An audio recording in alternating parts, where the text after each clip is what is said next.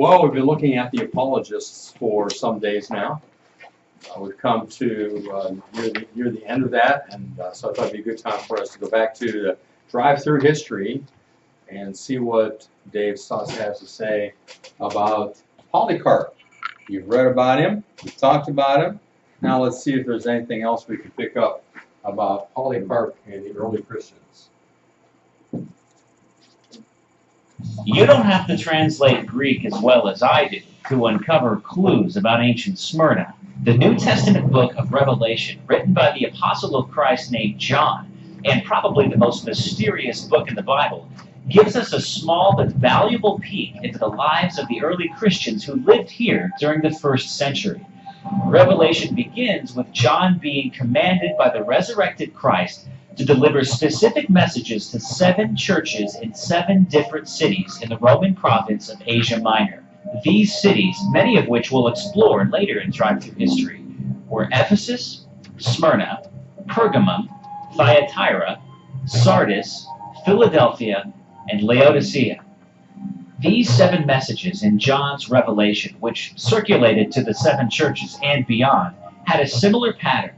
They start with a greeting, then a description of the risen Christ, usually praise for the church, then criticism, then a warning, an exhortation, and then finally a promise. The message to the Christians in Smyrna pretty much fit this pattern, but the feature that is perhaps most notable is the sober warning of impending persecution. John writes this: "Don't fear what you are about to suffer. Behold, the devil is about to throw some of you into prison that you may be tested, and for 10 days you will have tribulation. Be faithful unto death, and I will give you the crown of life." The devil John spoke of was in the form of the Roman Empire, who controlled Asia Minor in the first century, and didn't take too kindly to novel religious groups that refused to worship the Caesar. Some scholars think that the 10 days John refers to are the numerous different times of persecution that the Christian church had to endure under the Roman Empire. And his encouragement to be faithful unto death was an instruction to never let go of the faith, even to the point of martyrdom. As the Roman Empire flourished here in Smyrna, it became a pretty rough place for Jews and Christians. Both Jews and Christians were monotheistic faiths, and the Romans instituted emperor worship. And anybody caught not bowing a knee to an image or an idol of the Caesar was subject to pretty harsh treatment, even death. In fact, in 156 AD, one of Christianity's most famous early church fathers, Polycarp, was burned at the stake and martyred right here in Smyrna. Polycarp was a man born in 70 AD who came to believe in Christ at an early age. He had the opportunity later to study directly under the Apostle John and others who had had direct association with Jesus Christ during his earthly ministry. Pretty cool that he was only 1 degree separated from Jesus himself. Polycarp was eventually appointed by John as the bishop of the church in Smyrna, where he faithfully ministered for many years. It was under the rule of Roman Emperor Marcus Aurelius that the persecution of Christians became more intense. In the year 156 AD, Polycarp was arrested by Roman soldiers and was taken before the local proconsul here in Smyrna and urged to utter the phrase, "Caesar is Lord," and offer a small pinch of incense to the statue of the emperor. It was a simple formality that would have spared Polycarp from torture and death. His refusal to do so infuriated the bloodthirsty mob. Then, according to a Smyrnian letter recording the event, as Polycarp was being dragged to his place of execution, a voice was heard from heaven by all the believers that were present. The voice said this: "Be strong, Polycarp, and play the man." Then, standing in the arena, Polycarp was urged one last time to renounce Christ. His response, well attested in historical accounts, was this: 86 years I have served Christ, and he never did me any wrong. How can I blaspheme my King who saved me? Polycarp was soon led to the stake to be burned alive. Claiming that God would give him the strength to remain on the stake without moving, he asked to be tied instead of nailed to the stake. Then, after Polycarp uttered his last prayer, the fire was lit. To the astonishment of the crowd, The flames merely swirled around him as if a wall of wind was protecting him, and his body was unscathed. The executioner was then ordered to plunge a sword through the flames into Polycarp. After doing so, as the letter records, Polycarp's blood gushed forth and extinguished the fire. One of early Christianity's most important church fathers was dead. His life and death was a living testimony of faith that would endure for 2,000 years. But the death of Polycarp backfired, for his conviction and witness went on to inspire and embolden thousands of saints after him. He is a tangible illustration of the fact that during the times of the greatest persecution, the Christian church grows the most. Now, the account of Polycarp's martyrdom may bring up certain questions, like in the ancient world, when there was no electronic means of recording events, how do we know the exact words people said? Not a bad question.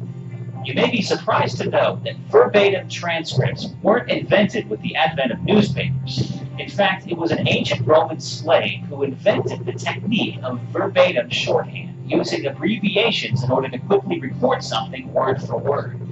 In fact, the Latin word verbatim means exactly that, word for word. The ancient Roman's name was Tiro, who was the slave of a man named Cicero, whom many consider to be the greatest orator in the entire history of the Roman Empire. So words would have been pretty important to this guy. It is techniques like verbatim shorthand that make it entirely likely that someone would have been able to hear and accurately record the exact account of an event like the martyrdom of Polycarp. Oh, and one other thing. Some historians claim that Tiro also began using a symbol that would go on to become the @ sign. Little did he know then that the @ symbol would be one of the most frequently used symbols in history. It's part of every email address in the world. There is so much more to see in Turkey, and we're just getting started. I decided to leave Izmir and drive a couple of hours to the ancient ruins of a city named Sardis.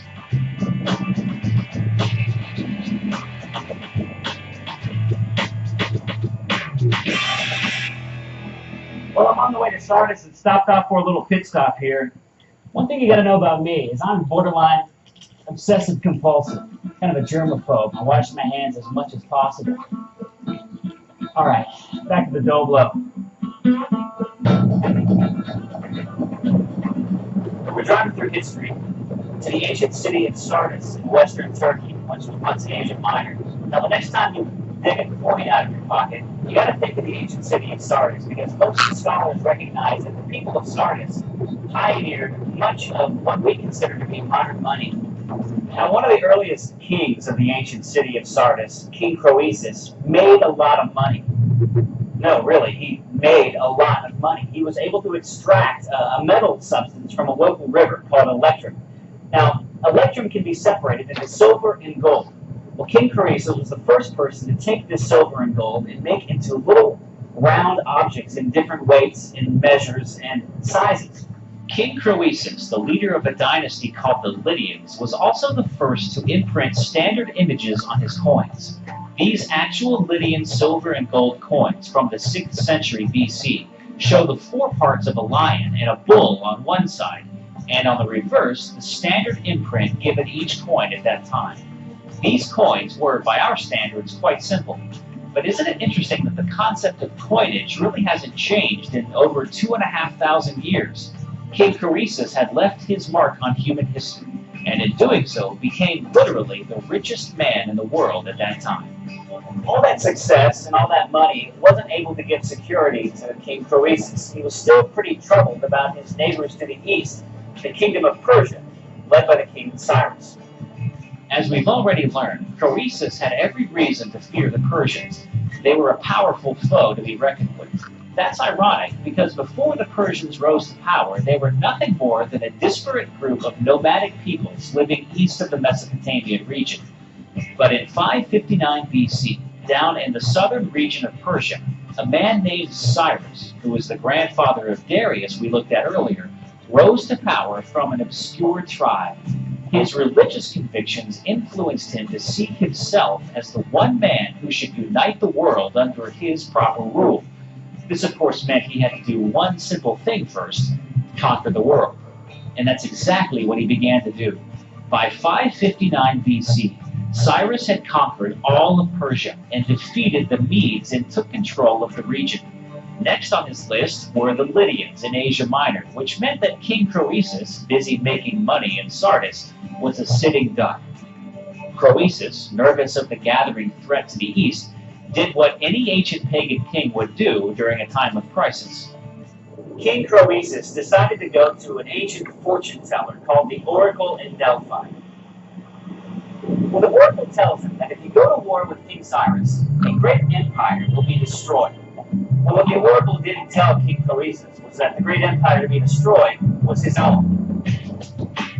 Ancient Sardis boasts some pretty impressive ruins, telltale signs of powerful empires that controlled this rich city over the centuries.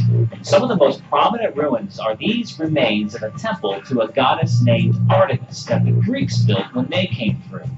It was one of the 7 largest Greek temples in the world, more than double the size of the Athens Parthenon. Now, one of the coolest things about ancient Sardis is not this temple to Artemis. It's what they call the Acropolis. And I want to head up to that little hill right there to take a look at it. Just behind the ruins of ancient Sardis is a high outcropping overlooking the whole region, the Acropolis of ancient Sardis. It was there in the year 547 BC that historians say the decisive showdown between the rich Croesus and Cyrus, king of the Persians, took place. Alright. Well, I finally made it up to the top of that little hill. What you see behind me, those ruins I was just in. Now, on this side of me, what you have behind me on this side is the Acropolis of ancient Sardis. This was the site of King Croesus' last stand. In order to save his own skin, he and his soldiers retreated behind a fortified citadel on top of the Acropolis, hoping that the height advantage would give them the upper hand against the Persians down below. Cyrus, king of the Persians, offered a reward to any one of his soldiers who could find a way to the top of that mountain to defeat King Croesus and his army. One did just that. They saw a helmet fall from the top of the Acropolis all the way down to the ground. When one of Cyrus's Persian soldiers watched one of King Croesus' soldiers climb all the way down and get the helmet, he watched how he got back up. The way to the top and the point of attack had been discovered. The seemingly impregnable citadel was doomed. The Persians climbed to the top, slaughtered the Lydian army, and Sardis was easily taken by Cyrus. So the oracle's prediction came true. Croesus had been told the great empire would be destroyed, and it was his. But interestingly, his life was spared on the Acropolis that day by the Persians. Local legend says that Croesus rebuffed Cyrus's mercy and threw himself on his own funeral pyre, along with huge stashes of his own wealth. But before he was burned alive, Cyrus spared him again, and the two eventually became friends, despite the fact that Croesus was demoted to a bean counter in Cyrus's kingdom. Sardis became the western anchor of the Persian Empire. But even Cyrus's kingdom wasn't invincible. It was only a matter of time, a couple of 100 years to be exact, before Alexander the Great blitzed through Asia Minor and basically wiped the Persians off the map. Now, when the Greeks came in after the Persians, they built what you see behind me, this pretty huge and amazing worship complex to the goddess Artemis. Now, Artemis was called Diana by the Romans, who came in after the Greeks. Now, the Romans, as they so often did their little urban renewal program, added a pretty huge gymnasium and a bath complex, both of which I need right now. Sardis came under Roman control in 133 BC, and under the rule of Caesar Augustus, the Peace of Rome, or the Pax Romana, kept the city and the whole region generally peaceful. That meant for the ancient inhabitants of Sardis massive city enhancements, and for us that means bigger and better ruins. The big-ticket item in Roman-controlled Sardis was the gymnasium and the bath complex located not far from downtown Sardis. The ruins of the complex, which have been well preserved, show just how important luxury and recreation was for the Romans. I'm walking in a room they call the Frigidarium, and if I had been here about 200 years after Christ, I'd be standing in a pool of cold water about up to here. This was where the athletes came to kind of wash off after a tough workout in the gymnasium right next door. In fact, you might even have a list of rules here for the public swimming pool. Let's see, no horseplay, no Greco-Roman wrestling, no open festering wounds in the pool. Please keep your children under control, no diving, and no centurion on duty. Just kidding. I don't know any of that stuff. It's all Greek to me. Let's go take a look at the gymnasium. The massive gymnasium with the bathhouse frigidarium next to it originally took up 5 acres in size. Much of that acreage included the Halaestra, a large open courtyard for exercise. These Romans knew how to make a gym. I mean, I even feel tougher. Yep, this is where all the Roman guys used to come in together and work up a little sweat and a few muscles, and then head next door to that frigidarium I was just in. 71, 72, feel the burn. Hey, keep that camera up here, please. Thanks. 73, 74. No matter who lived in Sardis, the Lydians, the Persians, the Greeks, or the Romans, the city's inhabitants were surrounded by luxury and wealth, and thought pretty highly of themselves. There was, however, at least one other person in that day who saw it otherwise. That person was the Apostle John. His message to the Christians in Sardis, found in the book of Revelation, was quite a bit different from the one to Smyrna we looked at earlier. The message contained a stern warning to a church in Sardis that looked spiritually vibrant on the outside, but inside was lifeless and dying. The fact that there is no mention of any persecution for the Sardis Christians has caused some historians to conclude that the church was compromising its message and had become too comfortable with the local pagan culture.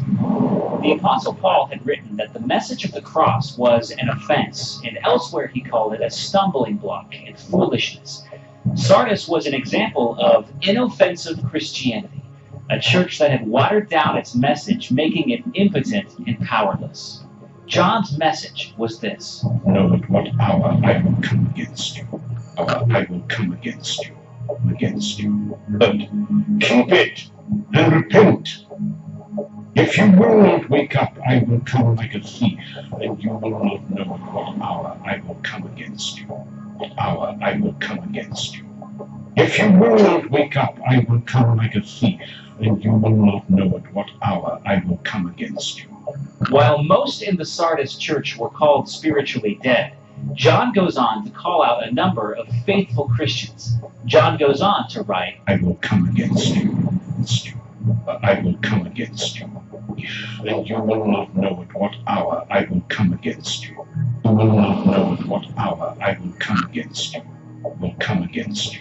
I will come against you. What hour I will come against you. The Apostle John's words echo the promise of Jesus as recorded in the book of Matthew. Whoever acknowledges me before men, I will also acknowledge him before my Father in heaven. Matthew 10:32. Acknowledging Jesus before their fellow men was exactly what the faithful Sardis Christians did. In fact, once paganism began to decline during the late Roman era, the Christians built a brick church at the southeastern corner in, of all places, the Artemis Temple. The temple was consecrated to serve as an entrance to the Christian church. Over the centuries, Sardis eroded due to slow economic decline, earthquakes, and frequent raids by Arabs in the 8th century. It fell to the Turks in 1315 and has been in Turkish control ever since. But the history of this city and the tension that existed between the Sardis Christians and the wealthy culture around them represents the Christian life. It's always easier to seek after a life of ease and comfort, especially in Sardis, a city surrounded by money. But the words of Christ teach a different way of life. The road is wide that leads to destruction, Jesus said, but narrow is the road that leads to life. The faithful Christians of Sardis avoided the distraction of luxury and followed the example of Christ, who served others and carried his cross down the narrow road. Christ never promised his followers a world of ease and comfort, but instead promised persecution, just as he was persecuted. But he gave his followers a promise found in John 16. In the world you will have tribulation, but take heart. I have overcome the world.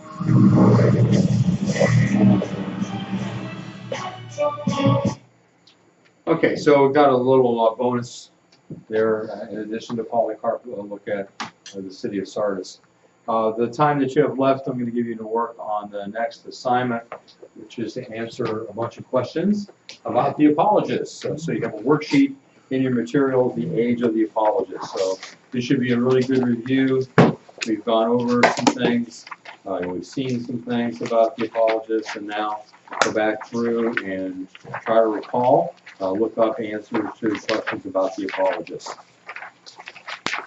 And that'll take us to the end of the section, the Church Fathers and the Apologists, which means that we'll be ready for a quiz on Wednesday over the Church Fathers and the Apologists together. Okay, so work on that assignment the rest of the period.